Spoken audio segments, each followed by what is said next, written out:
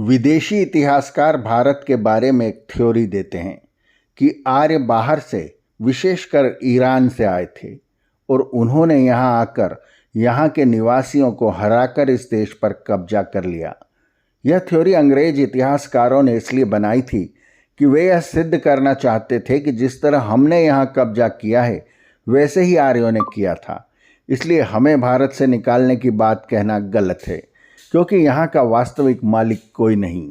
क्या वास्तव में आर्य ईरान से आए थे? महर्षि दयानंद सरस्वती ने सत्यार्थ प्रकाश के 8वें समुल्लास में इस प्रश्न का उत्तर देकर हमेशा के लिए यह विवाद समाप्त कर दिया। आइए समझते हैं इन प्रश्नों का उत्तर ऋषि किस प्रकार देते हैं। प्रश्न: कोई कहते हैं कि ये लोग ईरान से आए, इसी से इन लोगों का नाम आर्य हुआ है। इनके पूर्व यहाँ जंगली लोग बसते थे जिनको असुर और राक्षस कहते थे। आर्य लोग अपने को देवता बताते थे और उनका जब संग्राम हुआ उसका नाम देवासुर संग्राम कथाओं में ठहराया। उत्तर: यह बात सर्वथा झूठ है, क्योंकि ऋग्वेद मंडल 1 सूक्त 51 और मंत्र 8वां यह इस बात का प्रमाण है।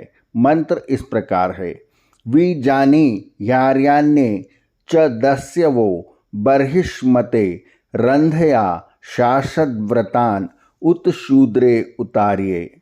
यह लिख चुके हैं कि आर्य नाम धार्मिक विद्वान आप्त पुरुषों का और इनसे विपरीत लोगों का नाम दस्यु अर्थात डाकू, दुष्ट, अधार्मिक और अविद्वान है, तथा ब्राह्मण, क्षत्रिय, वैश्य, द्विजों के नाम आर्य और शूद्र का नाम अनार्य अर्थात अनाड़ी है।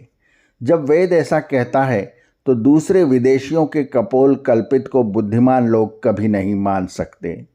और देवासुर संग्राम में आर्यावर्तीय अर्जुन तथा महाराजा दशरथ आदि हिमालय पहाड़ में आए और दस्यु म्लेच्छ असुरों का जो युद्ध हुआ था उसमें देव अर्थात आर्यों की रक्षा और असुरों के पराजय करने को सहायक हुए थे। इससे यही सिद्ध होता है कि आर्यावर्त के बाहर चारों ओर जो हिमालय के पूर्व, आग्नेय, दक्षिण, नैऋत्य, पश्चिम, वायव्य, उत्तर, ईशान देश में मनुष्य रहते हैं उन्हीं का नाम असुर सिद्ध होता है। क्योंकि जब जब हिमालय प्रदेशस्थ आर्यों पर लड़ने को चढ़ाई करते थे तब तब यहाँ के राजा महाराजा लोग उन्हीं उत्तर आदि देशों में आर्यों के सहायक होते थे। और रामचंद्र जी से दक्षिण में युद्ध हुआ था उसका नाम देवासुर संग्राम नहीं है, किंतु उसी को राम रावण अर्थात आर्य और राक्षसों का संग्राम कहते हैं। किसी संस्कृत ग्रंथ या इतिहास में नहीं लिखा कि आर्य लोग ईरान से आए और यहाँ के जंगलियों को लड़कर विजय पाके निकाल के इस देश के मालिक हो गए। पुनः विदेशियों का लेख माननीय कैसे हो सकता है? और मनुस्मृति का मंत्र है: आर्यवाचो म्लेच्छवाचः सर्वे ते दस्यवः स्मृताः म्लेच्छ देश सत्वतः परः।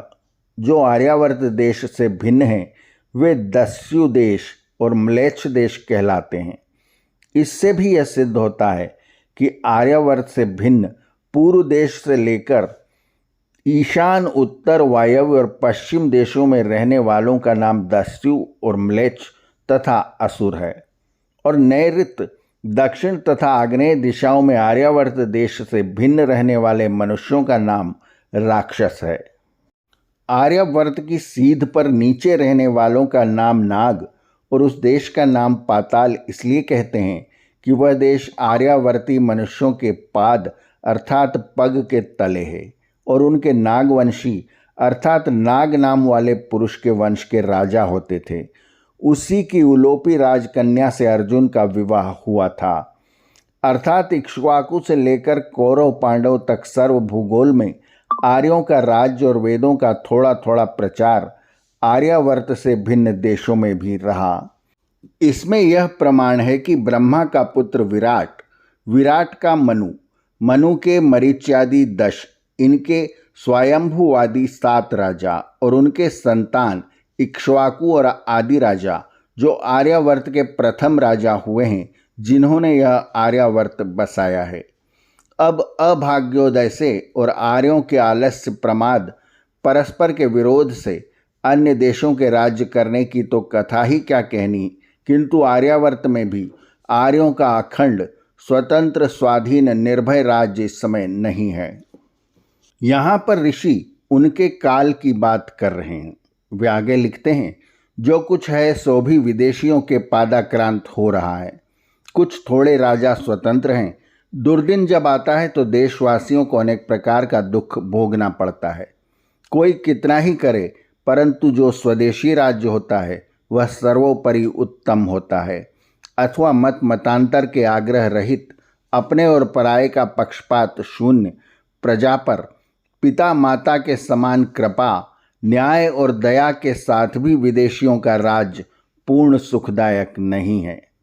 ऋषि दयानंद के काल में अंग्रेजों का राज्य भारत देश पर चल रहा था, इसलिए वे यहाँ लिखते हैं कि माता पिता के समान कृपा और न्याय और दया भी यदि विदेशी राज्य करे तो भी पूर्ण सुखदायक नहीं है।